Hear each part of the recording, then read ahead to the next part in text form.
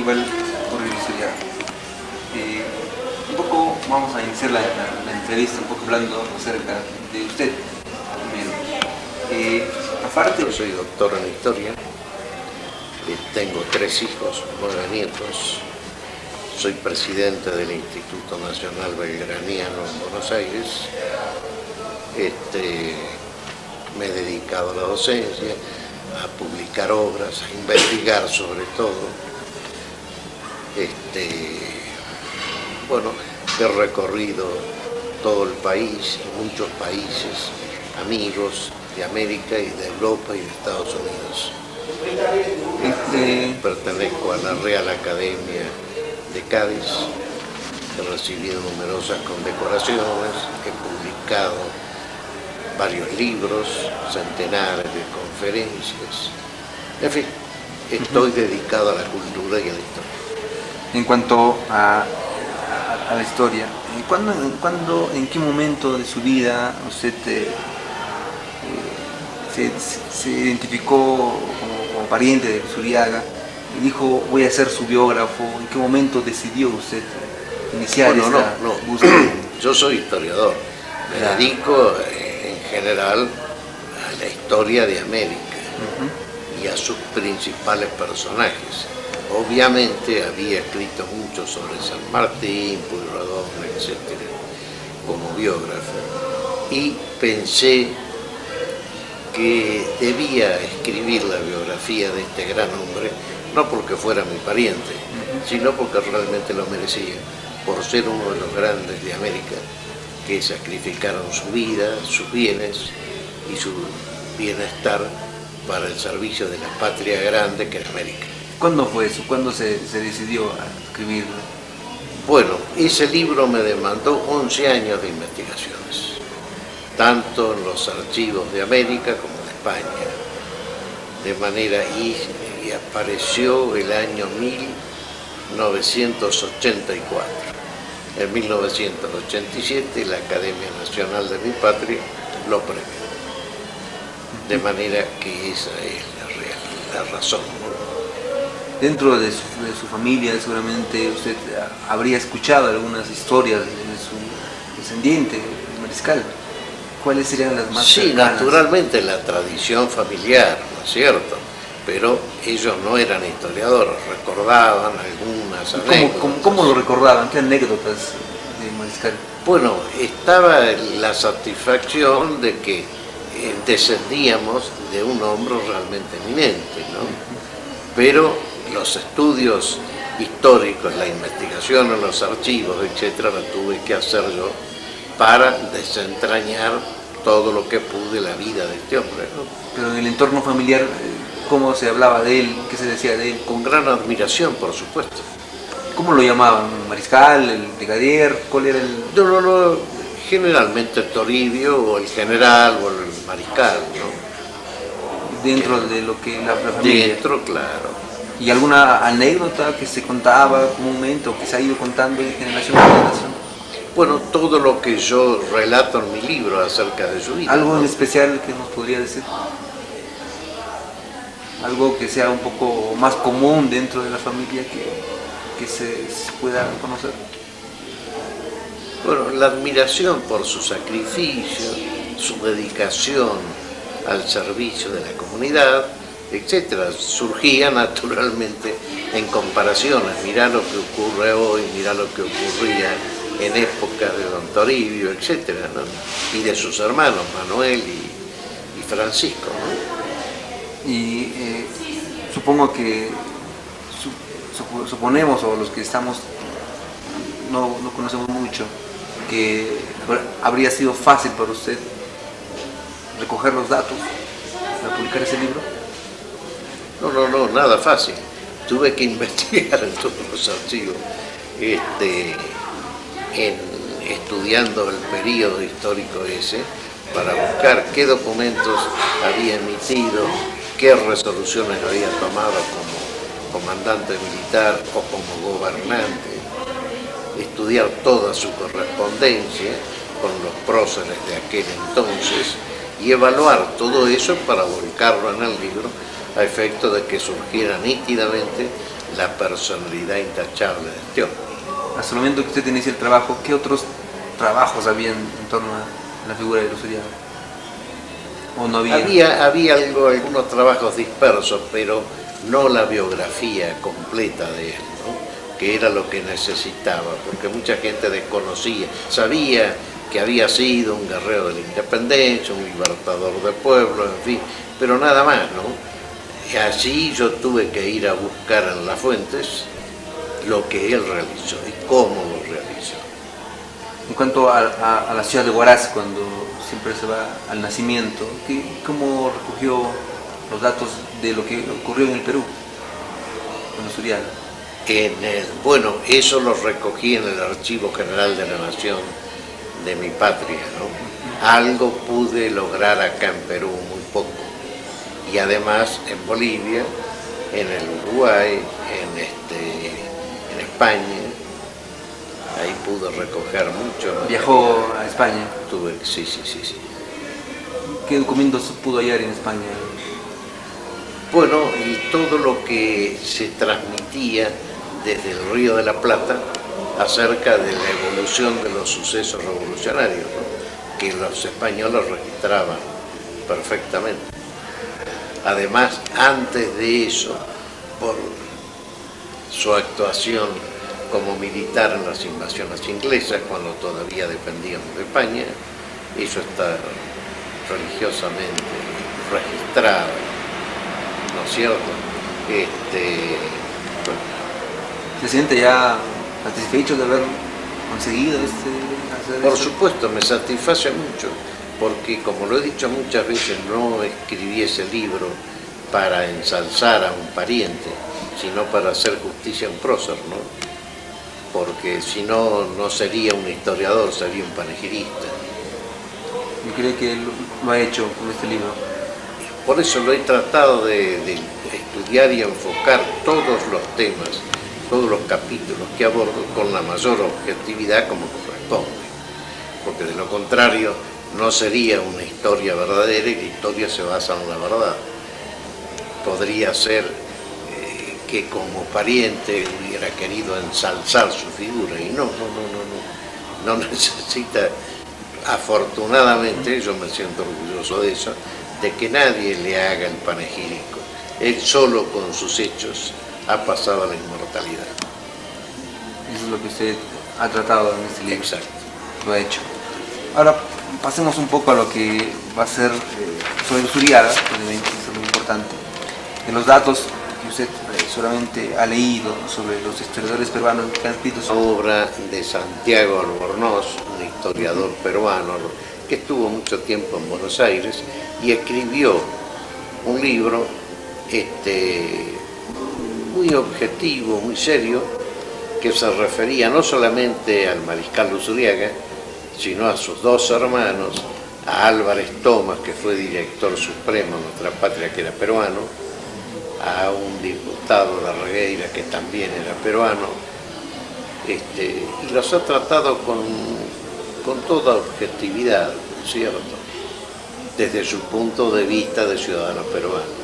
No han habido fechas, no han habido ciertos pasajes de su vida que hayan sido tergiversados, que usted pueda conocer de algunos.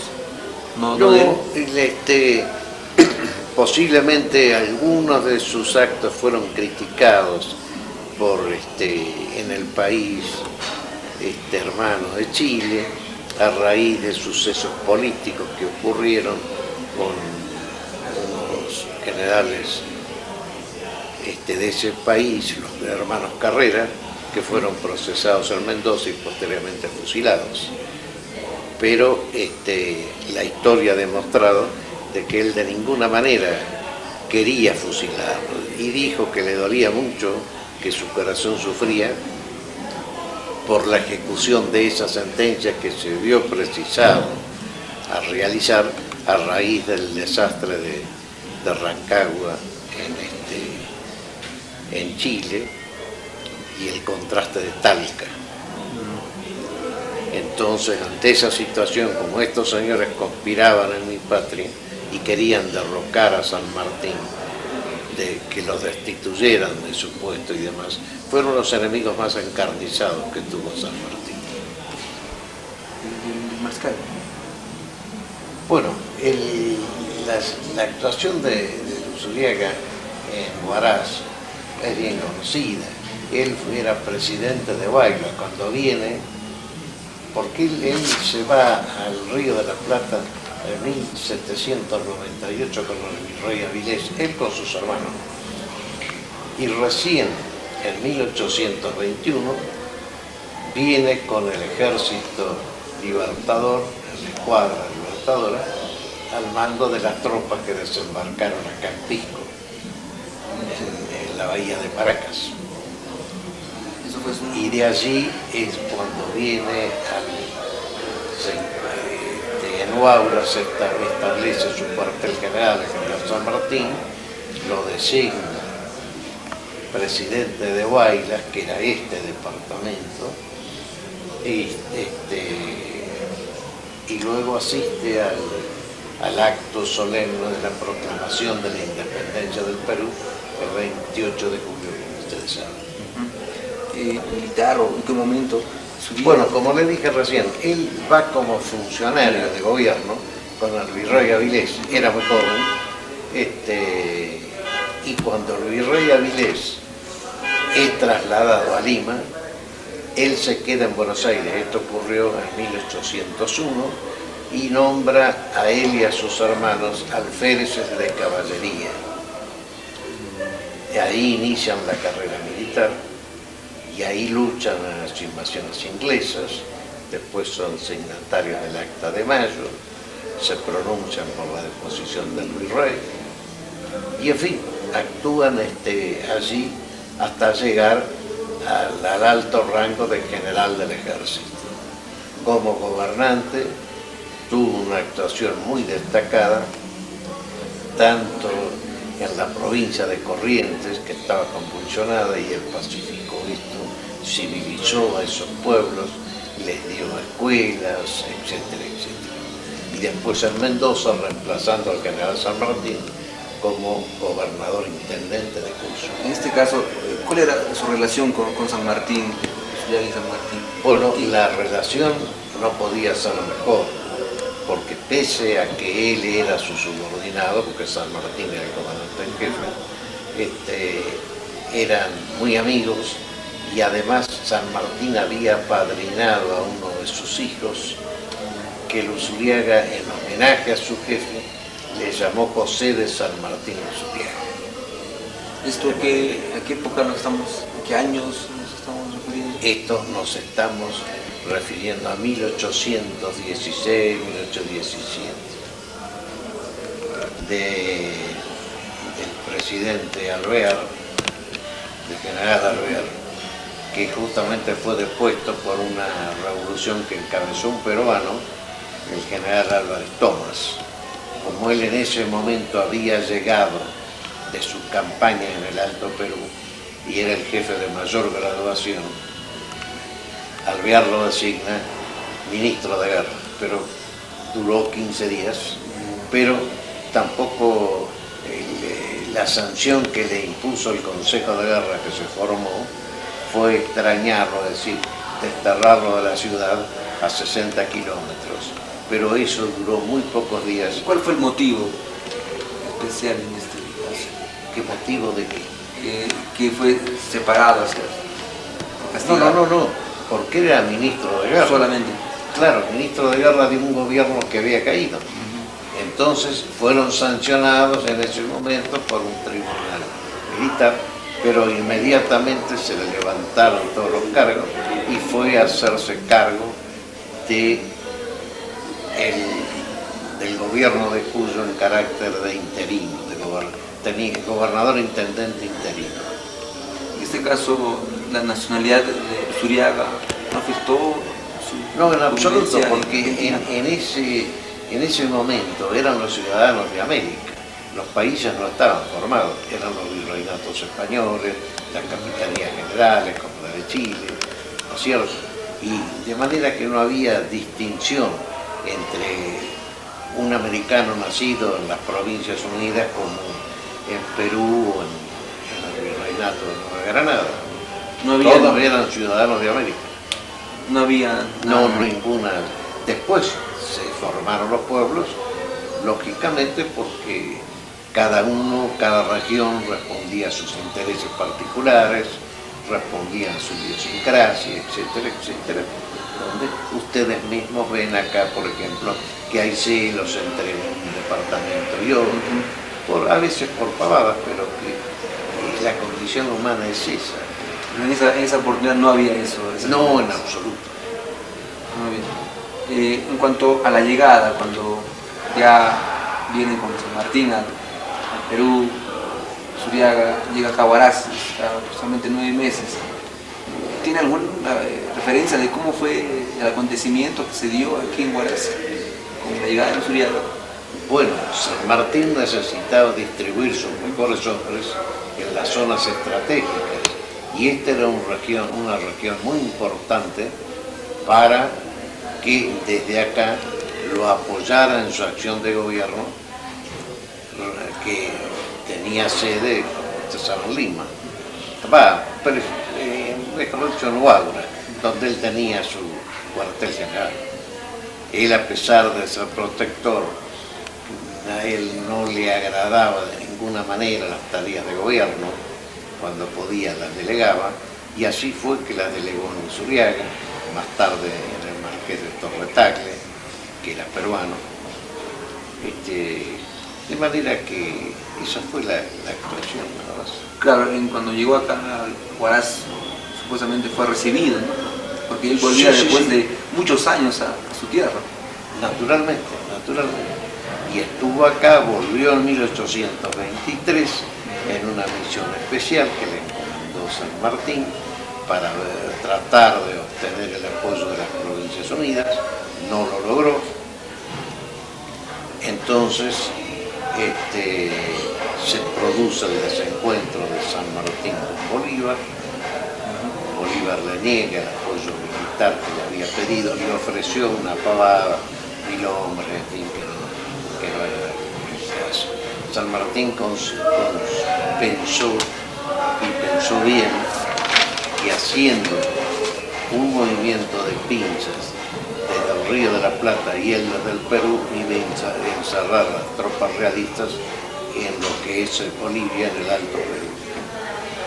Pero como eso fracasó y Bolívar le negó su apoyo, San Martín resuelve, para no enfrentarse, tener una guerra civil y que la independencia se perdiera por las luchas intestinas, entonces él le ofrece luchar a sus órdenes. Bolívar no lo acepta.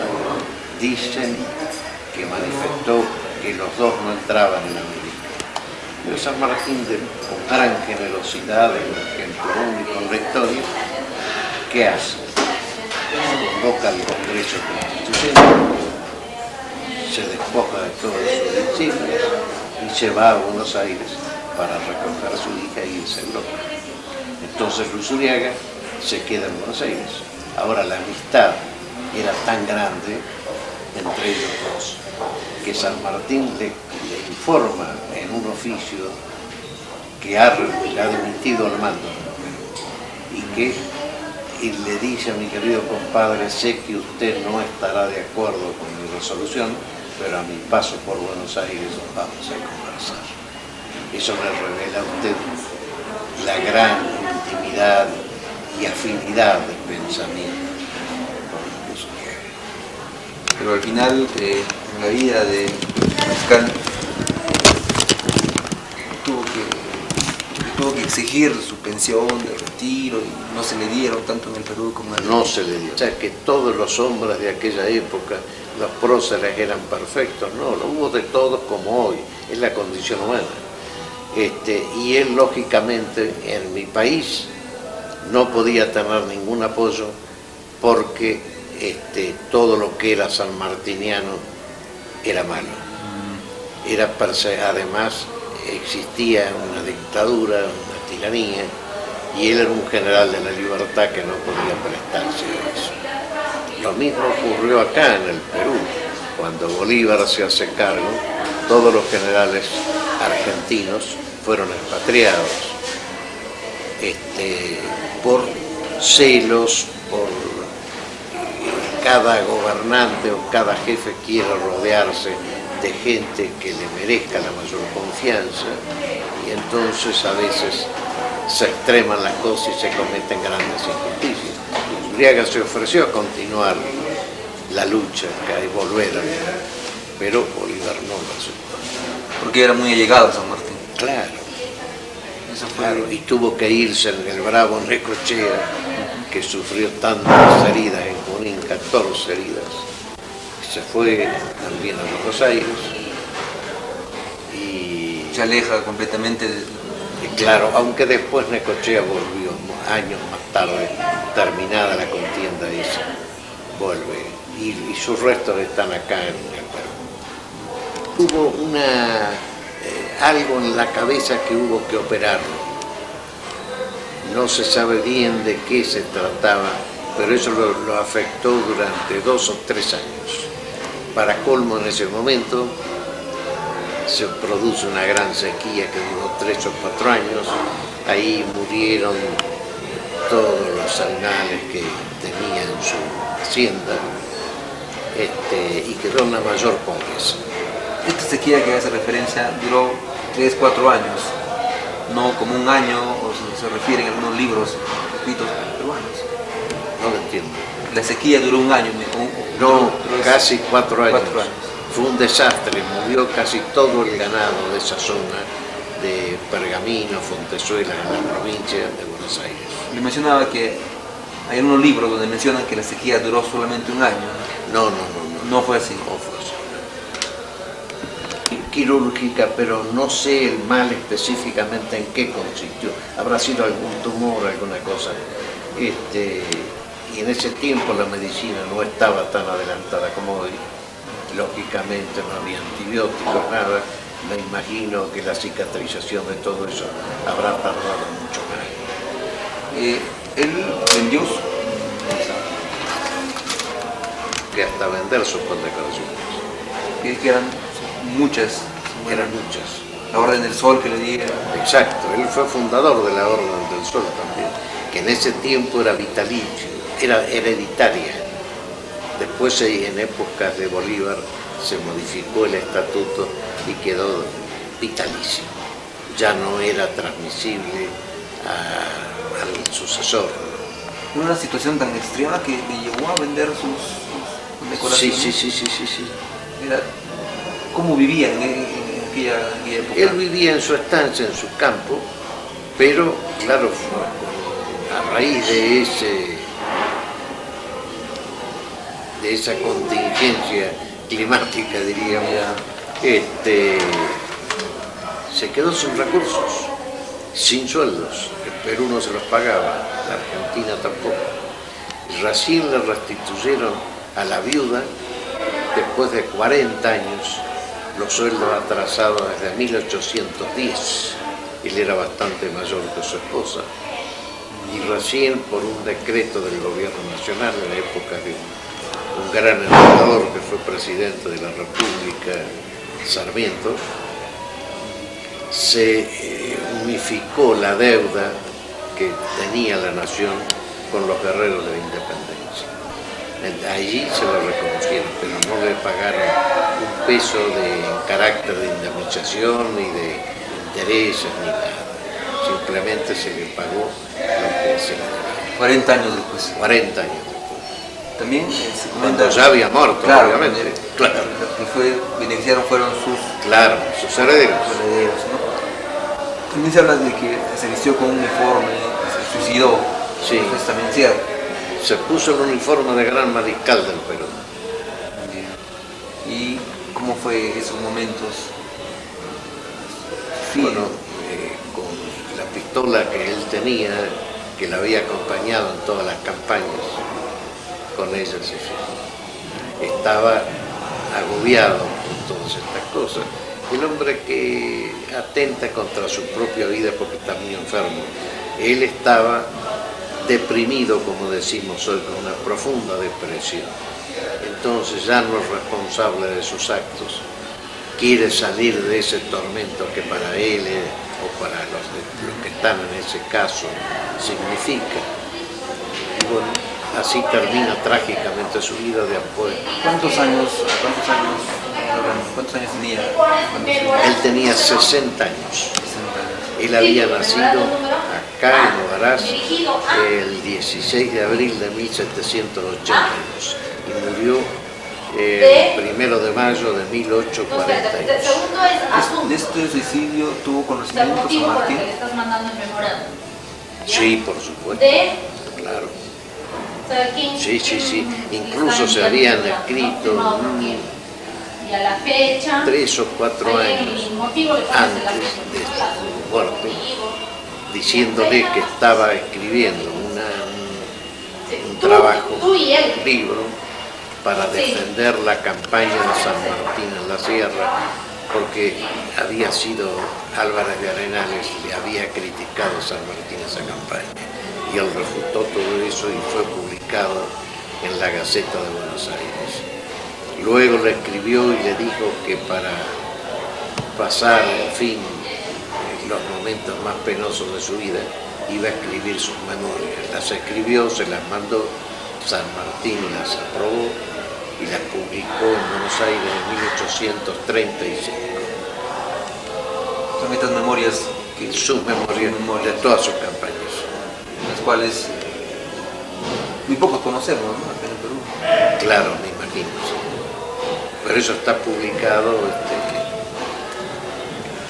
¿Qué año ya lo difundieron un poco más a la escritura en Argentina?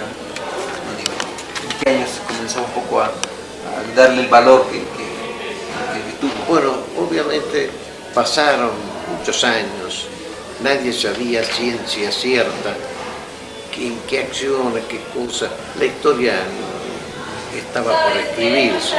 Recién en 1870 empieza el general Mitre, un gran historiador nuestro, a escribir la historia de San Martín y de la independencia de América, después la de Belgrano y la independencia argentina.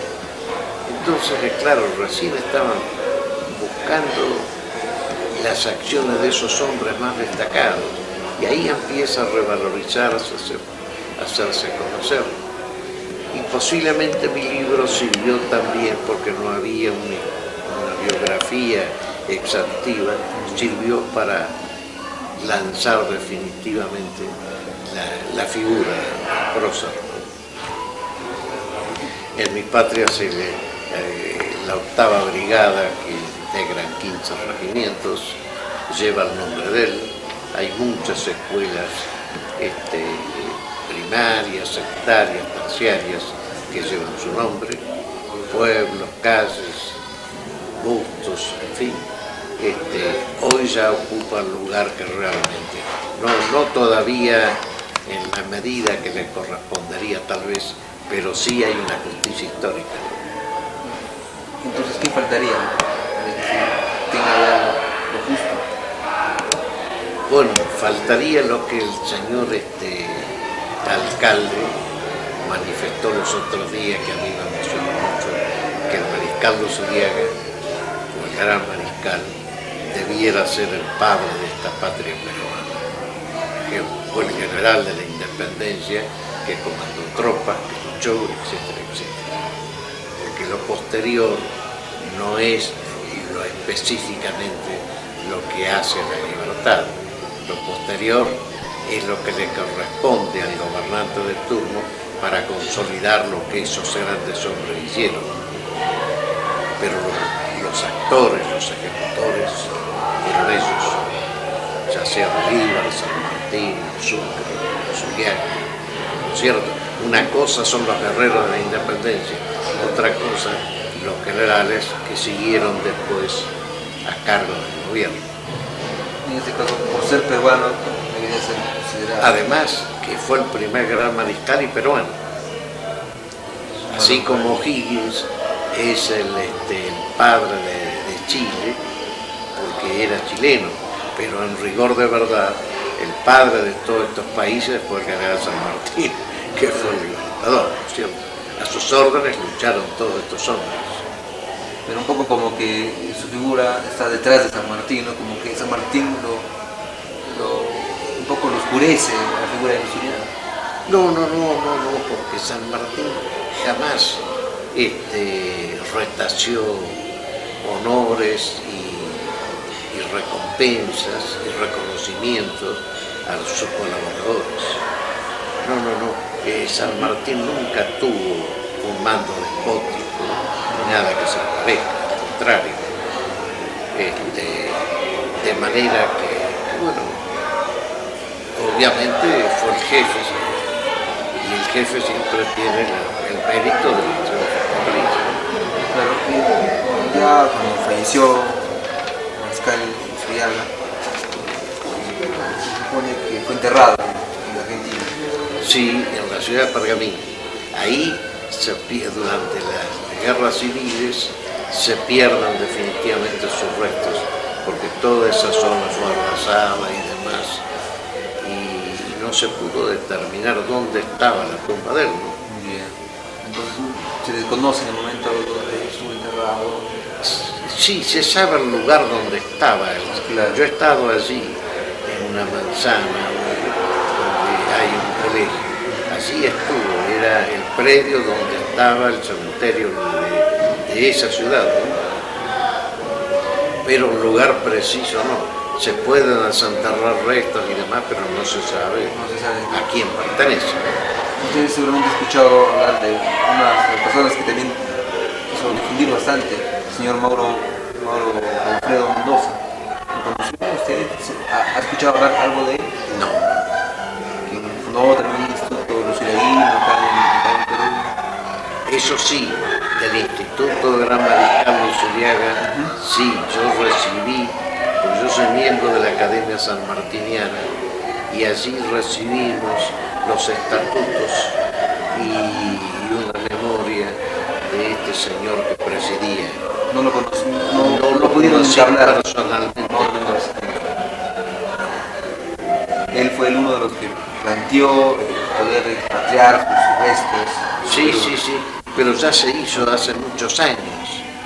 Ya siendo mi padre, que era militar, edecán del presidente de turno, que era el doctor Alvear, le pidió que le buscaran los restos para mandarlos al Perú, que lo iban a proclamar el padre de la patria, ¿no? Y entonces mi padre le dijo que era imposible porque los restos se habían perdido.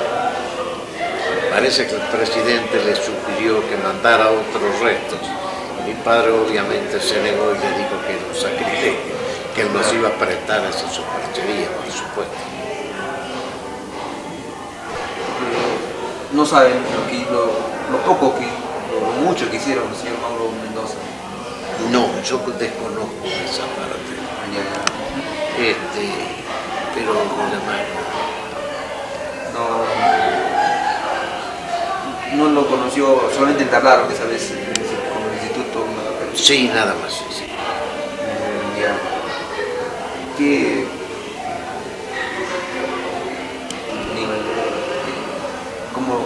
cómo le ha atendido el pueblo brasileño? ¿Es la primera vez que viene a Huaraz? Sí, la primera vez. Creo que hace más de 170 años que Lusuriaga no venía a Huaraz.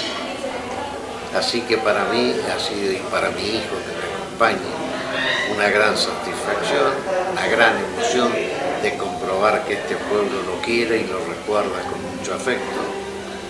Y bueno, tener, digamos, la satisfacción de volver a mi tierra sabiendo de que su memoria es venerada en esta zona y que se le rinden homenajes de los más justos y necesarios. Usted, antes de llegar acá a Huaraz, ¿cómo pensaba que se hacía? ¿Cómo pensaba que era la imagen que se le daba a Lusuriaga? No lo sabía bien, no creí nunca por otra parte que fuera realmente tan espontánea la adhesión del pueblo, tan calurosamente homenajeado, que en fin, yo me siento muy emocionado y muy agradecido a Dios de que me haya permitido ver esto. Yo he consagrado gran parte de mi vida también a hacer conocer su vida y su obra, de manera que me doy cuenta que no he arado en el mar, que realmente la gente ha reflexionado, ha pensado y ha conocido sobre todo, porque lo peor del caso es que la ignorancia en general, por la falta de documentación, por la falta de información, los profesores no están informados de ciertos aspectos históricos y entonces, bueno, los hechos pasan inadvertidos, pero parece que ha llegado el momento de la verdad. Cada pueblo va a saber qué hombres ha tenido, de los buenos y de los malos. ¿Qué es lo que le faltaría acá en la ciudad de Huaraz para rendir un buen homenaje? ¿Usted ve que hace falta? Yo creo que acá le han rendido muchísimos homenajes. No sé, siempre se puede hacer algo más, pero por ejemplo, me parece muy simpática la idea de restaurar la ubicación primitiva de su monumento en la Plaza de Armas, donde siempre debió estar, en mi modesta opinión. No sé, yo creo que el Perú tal vez debiera hacer lo que se hizo en mi país, que es que una gran unidad de combate lleve el nombre, como se hizo en Argentina. Una unidad de combate. Eso sería muy importante como reciprocidad lo que hizo mi patria. De eso he hablado con varios embajadores, pero claro, los embajadores son hombres que están 1 o 2 años y después se olvidan, pero de eso habíamos conversado, de la necesidad, por ejemplo, de hacer un movimiento importante en la Plaza Perú de Buenos Aires, en fin, todas esas cosas que con el tiempo nos vamos a... Ahora estoy en cordial planes de trabajo del señor alcalde y otras personas vinculadas acá que conocen y respetan mucho la obra de Zuriaga. Así que creo que vamos a poder trabajar en conjunto para que este héroe argentino peruano sea colocado en el lugar que le corresponde. Creo que con su visita a la ciudad de Huaraz se ha logrado ya, ha habido puntos importantes. Mire, es muy prematuro, pero estimo que sí. Yo quiero por lo menos creer de que la presencia nuestra ha servido para reactivar y recordar nuevamente, hacer resurgir esta figura, ¿verdad? De manera que yo vuelvo en ese sentido más que complacido por la actitud de los peruanos hacia su memoria. Y como nos comentaba ayer, que veía en Pergamino una calle Huaraz. En Pergamino hay una calle Huaraz porque el año 43, 44, no recuerdo bien, Mariscal Benavides, que era embajador en Buenos Aires, firmó un convenio con esa ciudad para hermanar Huaraz con Pergamino. Entonces se le dio a una avenida de Pergamino el nombre de Huaraz. Ahora acá posiblemente se le dio el nombre de Pergamino y con el terremoto todo eso desapareció. Ahí todavía este hermanamiento podría volverlo nuevamente a... Es muy posible, sí, de reactivar casualmente una persona de allí que se ocupa de todas estas cuestiones históricas y culturales de Pergamino. Pidió que le averiguara a ver si todavía existía esa cosa. Lamentablemente no. Pero bueno, ya se verá. ¿Tiene pensado venir otra vez a la ciudad de Huaraz? Me agradaría mucho, pero no sé las circunstancias. Yo hace muchos años que quería venir, pero siempre tenía que viajar o por razones del trabajo o de circunstancias especiales. Nunca pude llegar, ¿no es cierto? De manera que, bueno, Dios ha querido que así fuera y aquí estoy. Y cuando le invitaron a venir a Huaraz, usted, ¿qué es lo primero que quería conocer acá en Huaraz en relación a Zuliana? Bueno, quería saber qué ubicación tenía en el consenso público, si lo conocían o no, si apreciaban su obra, y eso era lo principal, ¿no es cierto? Y compruebo con gran satisfacción que sí, que el pueblo lo conoce y lo venera, que hay muchísimas instituciones, un gran colegio, avenidas, etcétera, etcétera. Una provincia. Que no hay una provincia, sí, de manera que, bueno, como descendiente yo me siento muy feliz y contento, pero como también lo he dicho muchas veces, sabiendo que yo no soy el prócer sino su descendiente. Claro, y uno de los que ha hecho una biografía, ¿no? Exacto, sí. Se debería sentir un poco más emocionado. Claro. Sí, pero también hay cosas que faltan y que seguramente con la relación estrecha que va a haber con el alcalde se pueden ejecutar. Así es lo que espero, trabajar en conjunto tanto acá como en Argentina. Y ya para terminar, cuando llegue a la Argentina y le pregunten sus paisanos, digan, ¿qué se conoce de Zuliana de Huaraz? ¿Y qué les dirán? Y le diré que lo recuerdan como le dije recién, que lo conocen, que lo veneran en cierta medida y que indudablemente con el tiempo su figura va a tener en el Perú el rango y la situación, digamos, en el consenso público que le corresponde.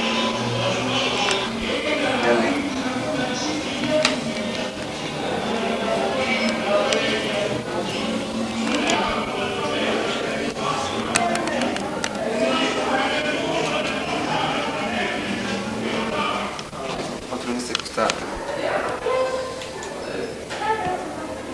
No parado. Canal 12. Canal 2 de Padre Huaraz. Canal 2, AMR. Ok, hay dos canales. Sí. Ya lo voy a hacer escrito también, ¿no? Ya Claro. en un momento. Para sacar algún tipo de... Claro, sí, escrito y televisado. Televisión. Perfecto. Pero es muy importante que remarque los valores que hoy representan el Perú, no solo, digamos, sino que los valores ambientales. Y esos valores como algo para que no un mensaje actual, ¿no? Y después sí todo lo que significó, pero no está remarcando que hoy son tan Los jóvenes necesitan ese modelo para imitar, para moldearse en otra cosa. Me parece que este año estamos sorprendidos de cómo se mantiene ese cálido recuerdo por la gente, ¿no? Aunque no se conozca demasiado detalle, pero hoy la gente no importa que conozca demasiado detalle de su vida.